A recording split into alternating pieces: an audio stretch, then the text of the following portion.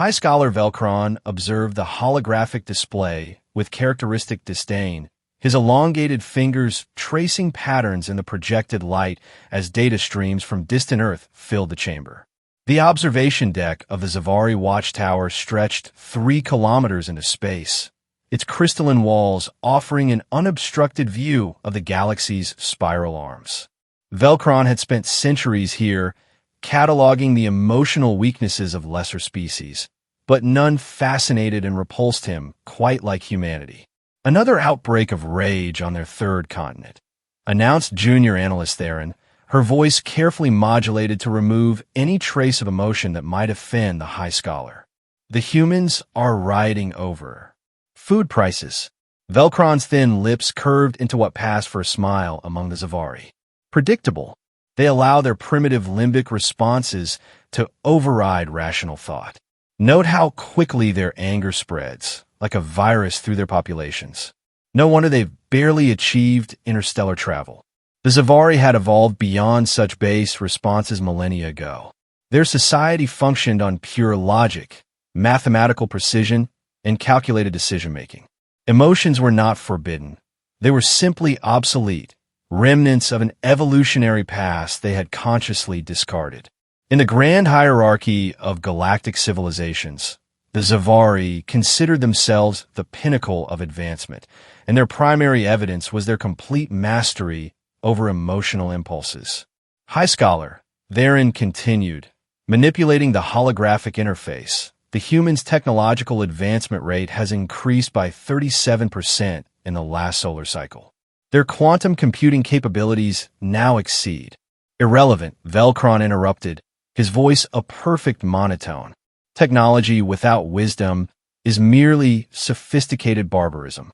Observe how they still wage wars over ideological differences, how they destroy their own biosphere out of greed, how they feel. He spoke the last word as if it tasted bitter. The observation chamber fell silent except for the hum of quantum processors analyzing petabytes of human behavioral data. Velcron had dedicated his life to understanding and categorizing the emotional weaknesses of other species, but humanity presented a unique puzzle. Their rage was different, not the cold, calculated violence of predator species, nor the desperate fury of prey. Human anger seemed to burn with its own internal logic, defying classification. Shall I compile the quarterly report for the High Council? Theron asked. Yes. Emphasize their emotional volatility. The Council grows concerned about their expansion rate. Velcron turned from the display, his silver robes flowing like liquid mercury. Humanity represents a potential disruption to galactic stability. Their rage makes them unpredictable. As Theron prepared the report, Velcron accessed his private research files. For decades, he had studied human anger, attempting to reduce it to an equation, a predictable pattern that could be exploited or neutralized. But each time he thought he understood it, the humans would surprise him.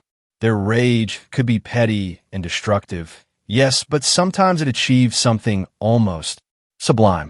They had overthrown tyrants with it, rebuilt destroyed worlds, pushed back against impossible odds. It made no logical sense. High Scholar, the report is ready for your approval. Velcron reviewed the document, noting with satisfaction its clinical assessment of human emotional instability. The recommendation was clear. Humanity required intervention before their chaotic nature infected the orderly progression of galactic civilization. Send it to the Council, he commanded, and prepare the deep scan arrays. I want to observe their rage responses more closely. Perhaps if we understand it better, we can find a way to contain it. The stars outside the observation deck wheeled slowly as the station rotated. Somewhere among those points of light, on a small blue world orbiting an unremarkable yellow star, 7 billion humans lived, loved, laughed, and raged. They had no idea they were being watched, cataloged, judged. They had no idea what was coming. 3 months later, the High Council of Zavari convened in the sphere of pure reason, a perfect geometric structure floating in the null space between dimensions. 12 beings of pure logic sat in judgment of a species that dared to feel too deeply. The evidence is conclusive, declared Counselor Zemval, her words echoing in the crystalline chamber. Humanity's expansion threatens the stability we have maintained for millennia. Their emotional volatility makes them incompatible with galactic harmony. Velcron stood at the center of the sphere, surrounded by floating data projections. My research indicates their rage is their most dangerous attribute. Unlike fear, which paralyzes, or sadness, which diminishes, human anger seems to amplify their capabilities. It makes them irrational and therefore unpredictable. What do you recommend, High Scholar? The voice belonged to the Prime Counselor, an ancient being whose original organic form had long since been replaced by quantum state consciousness. Stabilization, Velcron replied without hesitation. A precise strike against their defensive infrastructure. Disable their AI networks. Eliminate their orbital platforms. Without their technology to channel their rage into action, they will revert to harmless primitives. Counselor Thexdin interjected. Will they not simply rebuild? Humans are known for their persistence. Not without their accumulated knowledge, Velcron explained, manipulating the holographic display to show Earth's data networks. We target their digital infrastructure as well. Set them back 500 years. By the time they recover, we will have established proper containment protocols. The Council deliberated in perfect silence, their thoughts interconnected through quantum entanglement. No emotion colored their decision, only cold calculation of probabilities and outcomes. The motion passes, announced the Prime Counselor. Operation Stabilization is approved. High Scholar Velcron, you will oversee the implementation. When do we inform them? Asked Counselor Zemval. We don't, Velcron responded. Advance warning would only trigger their rage prematurely. Better to act swiftly, surgically. They will have time to grieve afterward. As the Council dissolved back into quantum foam, Velcron felt what he would never admit was satisfaction. Finally, humanity would learn their place in the cosmic order. Their rage would be rendered impotent, a child's tantrum against the inevitable march of logic. The attack came without warning on a Tuesday morning, Earth Standard Time. Across the planet, defensive satellites went dark. AI networks flickered and died. Communication grids collapsed in cascading failures. In major cities, automated systems that controlled everything from traffic to power distribution ceased functioning. The death toll was instantaneous and massive. Air cars fell from the sky. Hospital life support systems failed. Environmental controls in underwater cities malfunctioned. Within 6 hours, 3 million humans were dead. Within 12 hours, that number had tripled. From his command center aboard the Zavari Dreadnought Logic's Edge, Velcron monitored the operation with clinical detachment. Phase 1 complete. Their defensive capabilities have been neutralized. Phase 2, elimination of data infrastructure, commencing now. On the tactical display, pinpoint strikes of directed energy systematically erased humanity's digital memory. Libraries, servers, quantum storage facilities, centuries of accumulated knowledge vanished in precisely calculated destruction. High Scholar, reported Commander Krelzon, were detecting unusual activity in the human response patterns. Velcron examined the data. Instead of the expected chaos and despair, he saw something else. Across Earth, humans were moving with strange purposefulness. Military units were mobilizing using analog communications. Scientists were gathering in underground facilities. Most disturbing of all, the emotional readings showed not panic, but a focused, burning intensity. They're not collapsing, Krelzon observed unnecessarily. Temporary cohesion, Velcron dismissed. Rage-driven response. It will burn out quickly once they realize the futility of resistance. But as hours turned to days, human organization only intensified. Somehow, without their vaunted technology, they were coordinating a global response. Ancient radio equipment was pulled from museums.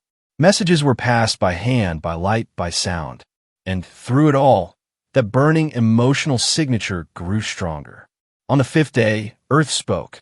The message came through on every frequency the Zavari monitored, spoken in a dozen languages, but carrying the same meaning. You lit the fire. We will teach you what it means to burn. Velkron studied the message with intellectual curiosity. Empty threats. They lack the capability to reach us. High Scholar. Krelzon's voice carried an unusual tension. We're detecting quantum signatures in Earth's thermosphere. They appear to be building something. The next weeks brought increasingly disturbing reports. Humanity had not collapsed into primitive chaos as predicted. Instead, they had done something the Zavari models couldn't explain. They had unified, not through logic or mutual benefit, but through shared rage. Engineers who had lost family members worked alongside former enemies. Scientists who had seen their life's work erased shared their memorized knowledge freely. Soldiers who had watched cities burn trained civilians in guerrilla tactics. And beneath it all, that rage, not wild or chaotic but focused like a fusion core, drove them forward. Explain this, demanded Counselor Zemval during an emergency session. Your models predicted societal collapse within 30 days. It's been 45, and they're more organized than before we attacked. Velkron manipulated the holographic data, but the patterns made no sense. Their rage should have burned out. Emotion is unsustainable. It requires energy that should be depleted by now. Unless, suggested Counselor Thexton, their rage operates differently than our models assume. What if it's not just an emotion, but something more? Impossible, Velkron insisted. Emotions are chemical reactions, neural responses. They follow predictable patterns. But the evidence suggested otherwise. Human rage wasn't diminishing. It was evolving, spreading, becoming something almost like consciousness itself. Where the Zavari had expected scattered retaliation attempts, humanity was building something incomprehensible. The first sign came exactly 60 days after the initial attack. Zavari monitoring stations at the edge of the Sol system went silent. Not destroyed, simply silent, as if they had never existed.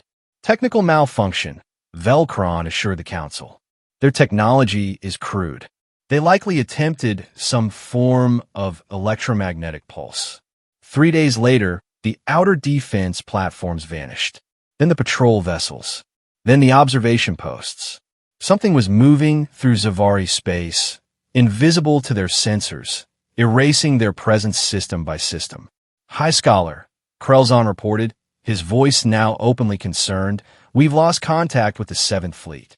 The entire fleet, 37 vessels, gone without a trace. Velkron felt something he had not experienced in centuries. Uncertainty. Scan for debris. There must be some sign of weapons discharge. Nothing. They're simply gone. The revelation came from an unexpected source. Emissary Taurin, stationed on the neutral world of Kepler, 442b, transmitted an urgent message. The humans are not destroying our forces. They're relocating them, sending them somewhere else. And High Scholar, they're coming for Caradal. Caradal, the crown jewel of Zavari civilization, home to the great library, repository of 1,000,000 years of accumulated knowledge, the spiritual and intellectual heart of their empire. Impossible, Velkron stated flatly. They lack the technology for translocation. Our shields are based on known physics, Taurin interrupted, breaking all protocols of communication hierarchy. The humans aren't using known physics. They're using something else, something powered by their rage itself. For the first time in his long life, Velkron felt the cold touch of fear. Not the logical assessment of danger that the Zavari called caution, but genuine, primitive fear. Evacuate Caradal, he ordered. All non-essential personnel.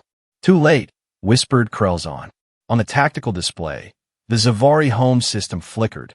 One moment, their sensors showed normal space. The next, human vessels, if they could be called that, materialized in perfect formation around Caradal. But these were not the crude metal ships the Zavari expected. These were something else, constructs of pure energy held together by will and rage, defying every law of physics the Zavari held sacred. The human message came on all frequencies. We don't want your people. We want your memory. What followed defied Zavari comprehension. The human rage ships didn't fire weapons in any conventional sense. Instead, they reached out with tendrils of focused anger, not destroying, but selectively erasing. Data banks vanished. Historical records ceased to exist. The collective memory of the Zavari, painstakingly accumulated over millennia, began to disappear like morning mist. Velcron stood in his observation chamber aboard Logic's edge, watching his life's work evaporate. The great library's quantum crystals went dark one by one. Research databases blinked out of existence.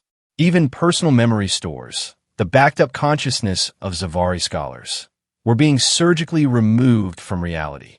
"They're not killing us," he whispered in horrified understanding. "They're making us forget who we are." The precision was surgical. Civilian populations were untouched. Life support systems remained functional. Only knowledge was targeted, specifically the knowledge that had made the Zavari feel superior to emotional beings. On the surface of Keratal, Velcron materialized in the Grand Archive, using emergency transporters to witness the unthinkable. The building still stood, its crystalline spires reaching toward the stars. But inside, the archives were empty, not destroyed. Empty, as if they had never contained anything at all.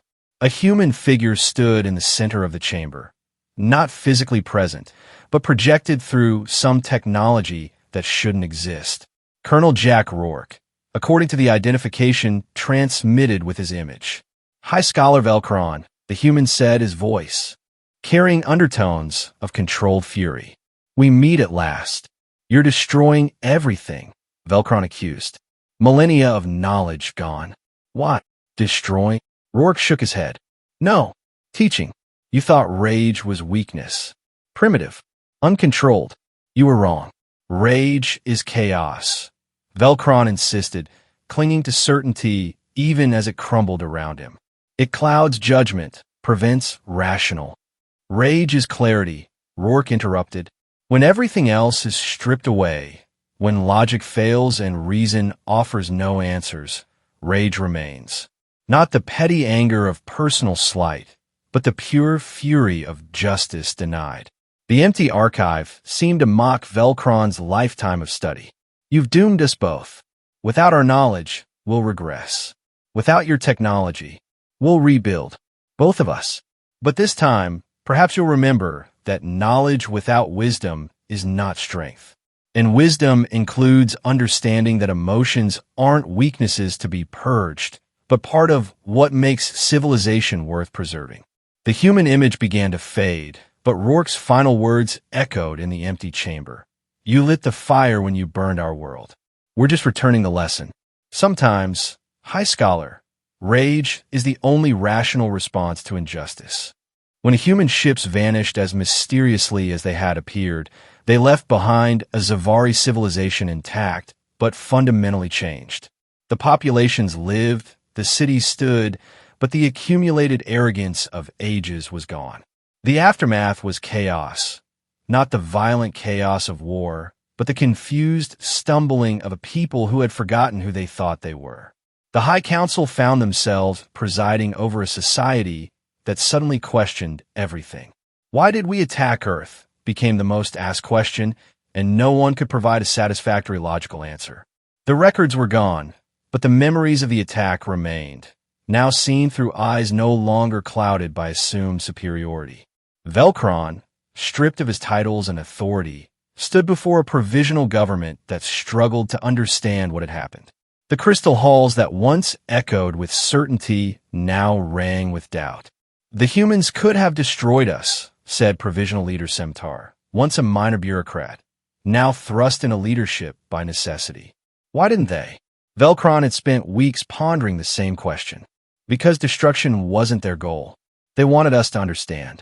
Understand what? That rage, human rage, isn't mindless fury. It's moral certainty expressing itself through emotion. We attacked them believing their feelings made them weak. They responded by showing us that our lack of feelings made us incomplete. The chamber fell silent. Outside, Zavari citizens went about the task of rebuilding not just their databases, but their entire understanding of themselves. "I've been writing," Velcron continued, "producing a simple paper notebook, a human invention they'd been forced to adopt. A new treatise on emotion, not as weakness, but as a component of true intelligence." Semtar took the notebook, reading the opening line aloud. "I once laughed at human rage, until it burned my world, not with fire, but with justice." "Do you think they'll forgive us?" someone asked. Velcron considered the question carefully. "I think forgiveness isn't the point. Understanding is. We thought ourselves gods because we could calculate without feeling. They proved that feeling without calculation can be its own form of wisdom." Months passed. The Zavari learned to record knowledge on paper, to teach through speech, to remember through story. They discovered that without their vast databases to rely on, they had to truly think, truly discuss, truly feel their way to understanding. Other species, watching from afar, began to reassess both humanity and the Zavari. The attack on Earth had been meant to prevent human expansion. Instead, it had demonstrated to the galaxy that humanity's emotional nature was not a flaw to be corrected, but a strength to be respected. In a final irony that Velcron appreciated, the loss of their historical records forced the Zavari to live in the present, to make decisions based on immediate moral weight rather than precedent. They began to feel, tentatively at first, then with growing confidence. 1 year after the burning of Caradal's memory, a human diplomatic vessel arrived in Zavari space. No weapons, no rage ships, just a simple courier carrying a message. "We return to you the keys to your archives. The knowledge was never destroyed, only hidden. Use it wisely this time. Remember that data without empathy is merely numbers. Wisdom requires both logic and feeling. We are willing to teach if you're willing to learn." Velcron stood in the rebuilt Grand Archive, watching as the first quantum crystals were carefully installed. The knowledge would return, but the Zavari who received it would be different, humbled, more complete, more human. He opened his journal and wrote, "Today I felt joy at the return of our history. Joy, an emotion I once cataloged as a weakness. I was wrong about so many things. The humans didn't burn our world with rage. They illuminated it. In the light of their fury, we saw our own darkness. They didn't destroy us. They made us whole." As the stars wheeled overhead, two civilizations stood at a crossroads. One had learned that emotion without reason was incomplete. The other had learned that reason without emotion was inhuman. Perhaps, together, they could build something greater than either could achieve alone. In the end, the humans were right. They had taught the Zavari what it meant to burn, not with destructive fire, but with the pure flame of justified anger. And in that burning, both species found a new beginning. The universe was vast, full of mysteries that pure logic couldn't solve and challenges that emotion alone couldn't overcome. But perhaps Velcron thought, as he felt hope for the first time in his long life, that was exactly as it should be. After all, what was civilization without the passion to defend it? What was knowledge without the wisdom to question it? What was existence without the full spectrum of experience? Joy and sorrow, logic and intuition, peace and righteous rage. The humans had taught the galaxy a valuable lesson. Sometimes, to truly see clearly, you need to burn with emotion. And sometimes, the most logical response to injustice is pure, undiluted human rage. As Velcron closed his journal, he realized he was smiling, not the calculated expression of his past, but a genuine smile born of understanding. The humans had burned away everything the Zavari thought made them superior. In doing so, they had given them something far more valuable, the chance to become truly civilized. The age of pure logic was over. The age of wisdom, true wisdom, born of both thought and feeling, had begun. And it had taken human rage to light the way. In his final report to the reconstructed Galactic Council, Velcron wrote, We sought to extinguish human rage, seeing it as a threat to order. We discovered instead that it was a guardian of justice. In our arrogance, we thought ourselves above emotion. In their wisdom, humans showed us we were beneath understanding. They burned our world not with weapons, but with truth. The truth that civilization without conscience is merely sophisticated barbarism. The truth that logic without empathy is the path to atrocity. The truth that sometimes rage is not just an emotion, it is a moral imperative. We have learned. We have grown. We have become more than we were. And we owe it all to the species we tried to diminish.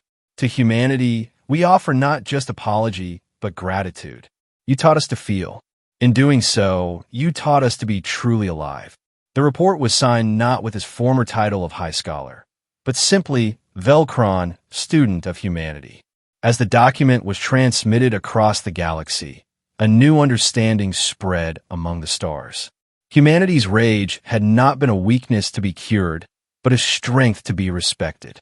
The Zavari's logic had not been wisdom, but merely intelligence without soul. The universe was changing. Species that had long suppressed their emotions began to reconsider. Civilizations that had prized pure reason started to value compassion. And at the center of it all, Earth stood as a reminder that sometimes the most advanced trait a species could possess was the ability to feel deeply, to rage against injustice, to burn with righteous fury when conscience demanded it. The Zavari had thought they were saving the galaxy from human emotion. Instead, humanity had saved the galaxy from the tyranny of unfeeling logic. In the end, that was the greatest irony of all. The species that had been judged as too emotional had proven to be the most balanced. Their rage, far from being a primitive remnant, had been revealed as an evolutionary advantage, a moral compass that pointed true even when logic failed. As the stars continued their eternal dance, two truths emerged from the burning of Caradal. First, that civilization without emotion was not civilization at all, but merely organized existence. And second, that human rage, that supposedly primitive, chaotic force, was actually one of the most advanced moral technologies in the universe.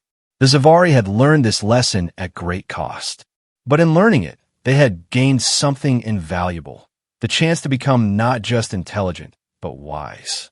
The fire had been lit, the lesson had been taught, and the galaxy would never be the same. In the years that followed, as Zavari and human worked side by side to build a new galactic order, Velcron often returned to that moment in the empty archive. The moment when he first understood that the humans hadn't come to destroy, but to teach. That their rage wasn't madness, but method. That their fire wasn't chaos, but cleansing. He had thought himself above such base emotions. He had believed his species beyond such primitive responses. He had been certain that logic alone was the path to advancement. He had been wrong about everything. And in being wrong, in having his certainty burned away by human rage, he had finally become right. The greatest lesson of all was this. True civilization required both mind and heart, logic and emotion, reason and rage. The humans had always known this. It had taken the burning of a world's memory for the Zavari to learn it. But learn it they had. And in that learning, both species had found a way forward, not as superior and inferior, not as logical and emotional, but as equals in the grand experiment of consciousness. The fire still burned, not as destruction, but as illumination. And in its light, the galaxy discovered what it truly meant to be civilized. Sometimes, wisdom came through careful study and logical deduction, and sometimes it came through the cleansing fire of righteous rage. The humans had taught the universe both, and the universe, at last, had learned.